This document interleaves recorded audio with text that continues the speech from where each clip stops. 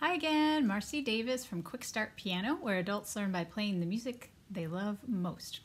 And today we have a set of exercises in the key of E minor. And as always, when I say exercises, we try to make our exercises sound as much like real music as possible. So while you can obviously learn and get better by playing this, I think there's even probably closer exercises that sound more like the music you actually want to play. And that's what we're going to do. So these exercises will help you build two-hand coordination between your two hands. And they will add to your finger vocabulary, the set of patterns that your fingers just know how to do automatically, that they've committed to muscle memory, a little bit like your vocabulary that you use in everyday conversation that you don't really have to think about it much. We're just talking and it's just there. So we try to build finger vocabulary the same way. So these will be useful if you want to improvise, if you want to accompany, and if you just want to play everyday music. These patterns are also in the music, so if you get them in your fingers, they'll be ready for you whenever you encounter them. So we've got a demonstration, a little bit of inspiration of what you can do with these patterns, and if you find it interesting, I would suggest to keep listening and follow on, and we will have the tutorial to show you how to do it.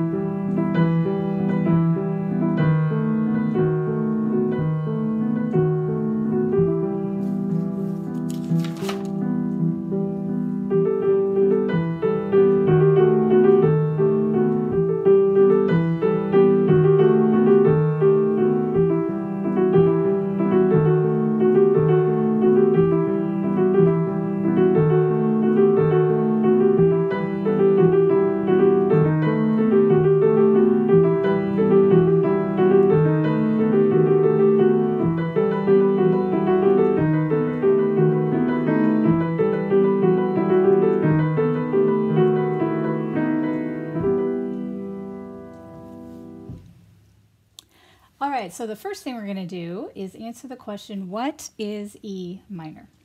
And we can have a couple different answers to that question. In one sense, E minor is a collection of notes that belong to that key. In another sense, E minor is a tonal center where you're always wanting to come home to the chord E minor. And my beginners talk about home chords and home positions. So we have a lot of different chords we can play in this key. But you're not going to feel finished until you come back to that E minor. So that is another definition, another way of thinking about E minor. For piano players, we're going to think about 5-note scales because we have 5 fingers on our hand, and that fits our home bass position when we're starting. So for E minor, we've got E, F sharp, G, A, and B. And that is the basic 5-note scale. Then there are actually 7 notes total in a scale, so we haven't hit every single one. The next 2 are up here, but because our right hand thumb, it's a little easier to cross over the thumb, we're going to think about those notes here. And then here's where it gets fun. E minor has variations. There are different ways that you can play it, different notes that you can hit.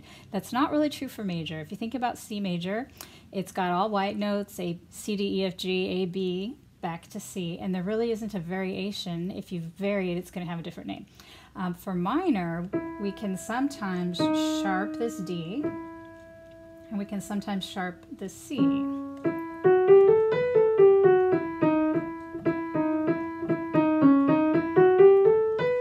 And there are different names for that, but we're not going to go into that right yet. So if you think about the left hand, it's easier to cross on the thumb, so I'm going to do that. We've got C natural or C sharp, and if you're going to go past C sharp, I would use the 3rd finger. this is not the official 8-note octave scale. We're just using hand positions and borrowing a little bit in the neighbors. Okay, so that's what you need to know to play this. Basically, the F sharp is what we'll be using, and occasionally the D sharp here. So what we're going to start on the first page of our exercise, we're going to start with a basic E minor scale, chord or triad. And we're just going to play it in 3 beats. 1, 2, 3, 1, 2, 3. We're going to do the same thing on the right hand, but we're going to start on the top. So you're going from the outside of your hand to the inside.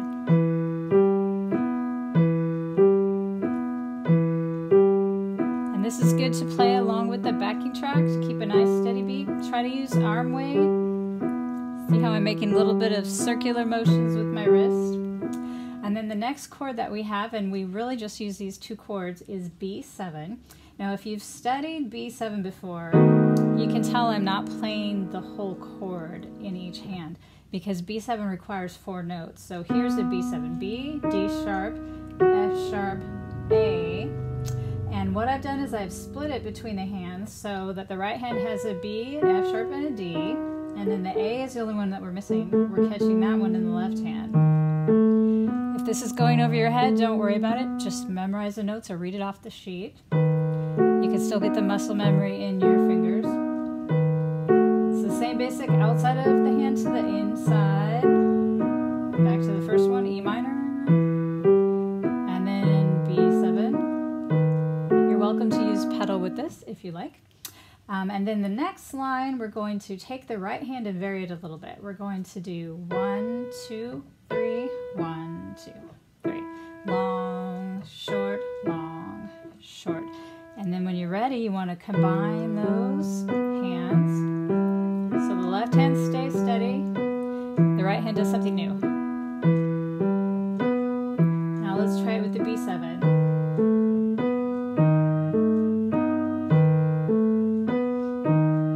Building our 2-hand coordination right away. When you get bored with that, you can branch out. What's written on the page is not everything that you could do. You could do it the opposite. Bottom, top, bottom, top, bottom.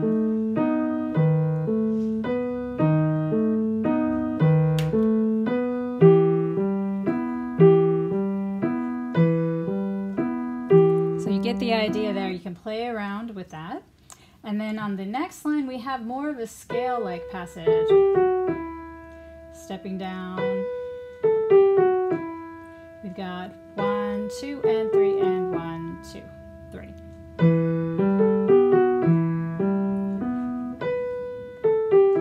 That's our B7 pattern.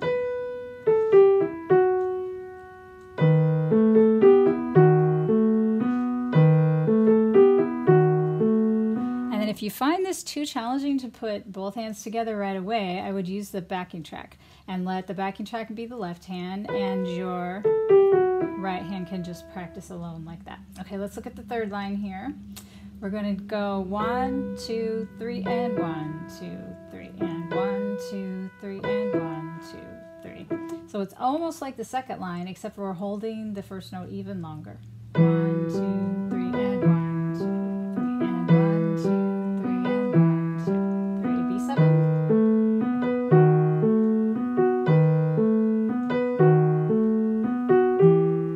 And then let's look at the next page here. Then we get into even more melody like.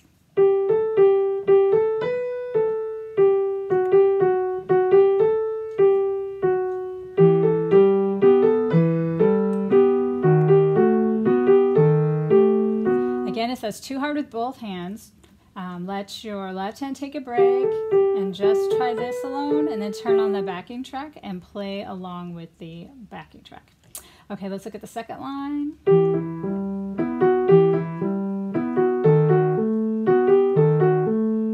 And I'm skipping the repeats in there. You are welcome to repeat as long as you want to. And then let's look at the third line.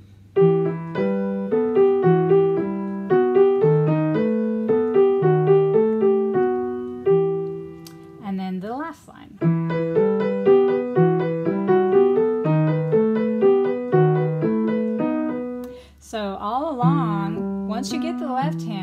it changes, stays the same for the entire exercise. So you might want to put a little more effort into the right hand. It will take a little bit longer to learn. And then just go at your own pace and go as quickly as you would like. And then the third page, we have written out the left hand parts, and you can write in your own patterns on top of that. And then keep in mind, these aren't the only patterns. You can definitely just use them as a branching off point to make up your own and get creative. Just like we talked about conversational piano, and once you have some patterns in your fingers, you'll be more comfortable mixing them up and changing them a little bit. If you enjoyed this video, don't forget to hit the subscribe button so you'll never miss another tutorial or a piano book tour showing you what's inside. So have fun making music, and I will see you in the next video.